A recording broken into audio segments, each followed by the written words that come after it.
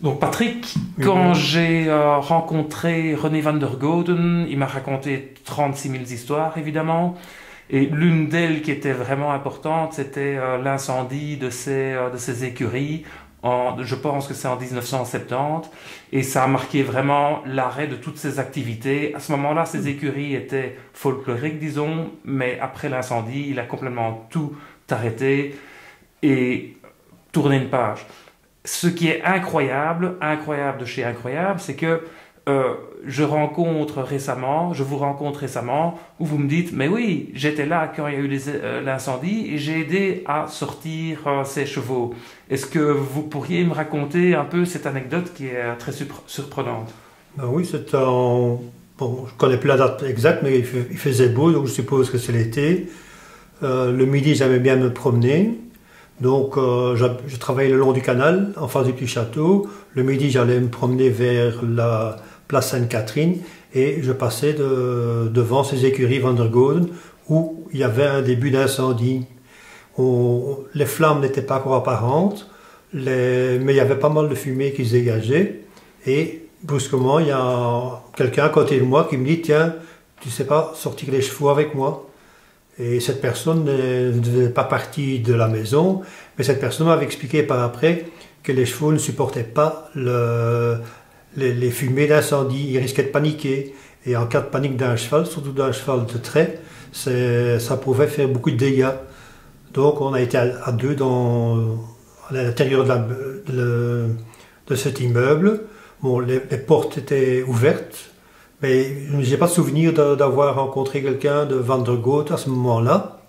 Donc à nous deux, on a chacun pris un cheval et lui m'a montré comment il fallait détacher un, moi j'ai détaché l'autre. On est sortis ensemble avec les deux chevaux et une fois que les chevaux étaient sur la rue, on les tenait au calme et on a attendu l'arrivée des pompiers qui eux ont à ce moment-là pris la relève pour s'occuper des chevaux. Et que peut-être à ce moment-là, quelqu'un d'entreprise Van der Goden était sur place, quoi. Hein. Voilà, là s'arrête mon intervention. Et donc, quand cet autre témoin vous a demandé de l'aide pour sortir les chevaux, donc vous êtes rentré dans les écuries, est-ce que les chevaux étaient tout de suite accessibles ou vous n'avez pas eu de problème pour les maîtriser ou comment ça s'est passé exactement? Ils n'étaient pas encore nerveux, donc les chevaux étaient encore assez calmes. La personne qui m'avait demandé d'un coup de main, à mon avis, devait mieux s'y connaître en chevaux que moi. Donc il m'a montré où il fallait bien défaire le cheval, par où il fallait le tenir pour le faire sortir.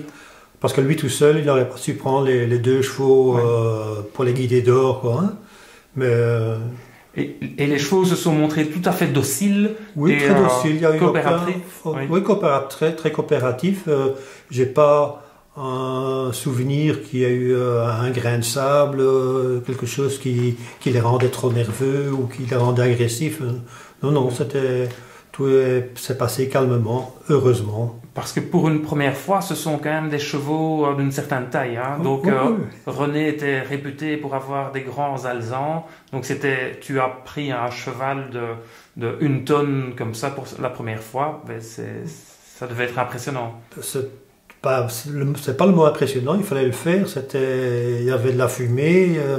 On ne savait pas s'il y a...